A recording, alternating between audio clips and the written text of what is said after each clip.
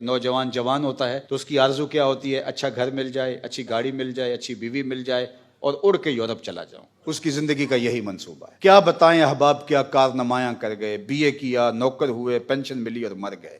یہی زندگی۔ اگر میری اور آپ کی زندگی میں اقامت دین نہیں ہے، میری اور آپ کی زندگی کے منصوبہ جات میں، اہداف کے اندر غلبہ اسلام نہیں ہے، اگر میری اور آپ کی زندگی کے اندر اسلام کا لایا ہوا نظام نافذ کرنے کا کوئی منصوبہ نہیں ہے، تو سنیے، اچھی طرح سن لیجئے، ہم صرف اناج کھانے کے لیے پیدا ہوئے ہیں۔ ہمیں اپنی زندگی کی مقصدیت کا نہیں پتا۔ کھانے پینے کے لیے یہ تو جانور بھی پیدا ہوئے ہیں، اشرف المخلوقات ہے، نائب الہی ہے، خلیفۃ اللہ فی الارض ہے، اور اس کا مقصد ہی کوئی نہ ہو، صرف کھانا ہے، پینا ہے، گھر بنانا ہے، یہ کیا مقصد ہوا؟ یہ تو چڑیاں بھی اچھے اچھے گھونسلے بنا لیتی ہیں، یہ تو چیونٹی بھی موسم برسات کے لیے جمع کر لیتی ہے، یہ کوئی کمال نہیں۔ زور طاقت حاصل کر لینا، توانائی حاصل کر لینا، یہ تو بڑے بڑے جنگلی جانوروں کے اندر بڑی توانائیاں اور طاقتیں۔ اشرف کیسے ہے؟ اس کا ایک ہدف ہے، پوری دنیا کو امن سے بھر دینا، پوری دنیا کو انصاف سے بھر دینا، غلبہ دین ہو، غلبہ اسلام ہو، توحید کا پرچم بلند ہو، اللہ کے رسول صلی اللہ علیہ وسلم کی اطاعت لوگوں کے رگ و ریشہ میں محو نفوذ ہو جائے۔ اگر میرے اور آپ کی زندگی میں کہیں یہ نہیں ہے منصوبہ، ہماری زندگی بس یہاں تک پہنچے گی اور قبر کی مٹی آ جائے گی، تو صاحب پھر سن لیجئے، ہمیں پھر اسلام کی ہوا بھی نہیں لگی ہے، ہم پھر سمجھ نہیں پائے کہ ہم پیدا کیوں ہوئے تھے۔ صرف ہم کھانے پینے کے لیے، اچھا مکان بنانے کے لیے اور شادی بیاہ کرنے کے لیے پیدا ہوئے، تو یہ سب کچھ تو جانوروں کے اندر بھی ہے۔ ہماری زندگی کا ہدف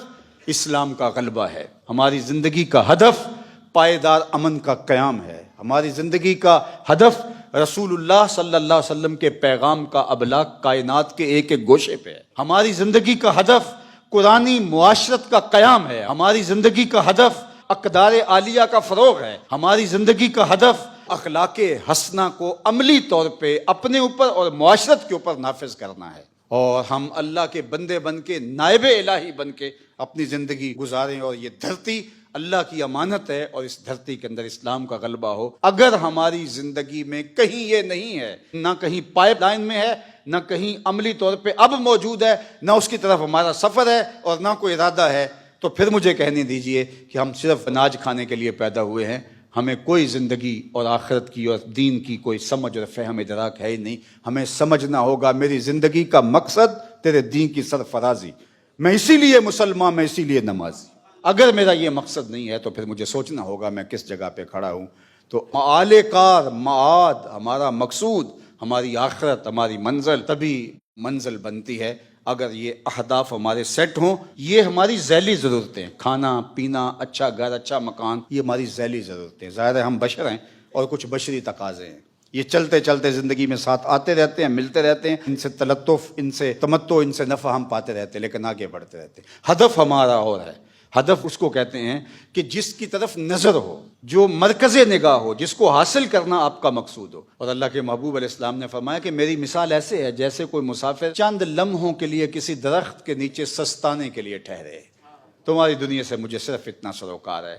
تو آئیے میں اور آپ اپنی زندگی کو دیکھیں کہ ہم کیا کر رہے ہیں، ہمارے اہداف کیا ہیں، اور بچپن سے جو ہی پروان چڑھتے ہیں ہمیں ماں کیا سبق دے رہی ہے کہ بیٹا تو اتنا امیر ہو جائے، تو اڑ کے یورپ چلا جائے، تیرے پاس اتنی دولت ہو، تیرا ایسا گھر ہو، تیرا ایسا بنگلہ ہو، کیا یہ مقصود ہے؟ ہماری ماضی کی مائیں تو یہ نہیں دیتی تھی، وہ تو بچہ پروان چڑھتا تھا تو کہتی تھی تو محمد عربی کا غلام بننا ہے، تو نے اسلام کا مجاہد بننا ہے۔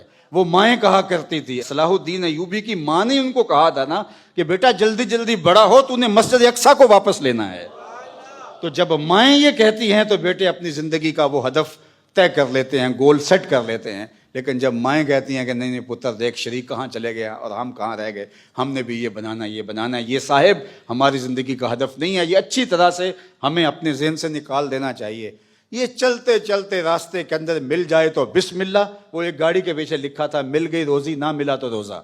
ہم چلتے جائیں گے، مل گئی تو روزی، نہ ملا تو روزہ، مقصد اسلام کے غلبے کا، مقصد اسلام کے جھنڈے کو کائنات میں اونچا کرنے کا۔ آئیے میں اور آپ اپنے مقصد حیات کو سمجھیں اور اس کو پانے کے لیے جد و جہد کا آغاز کریں۔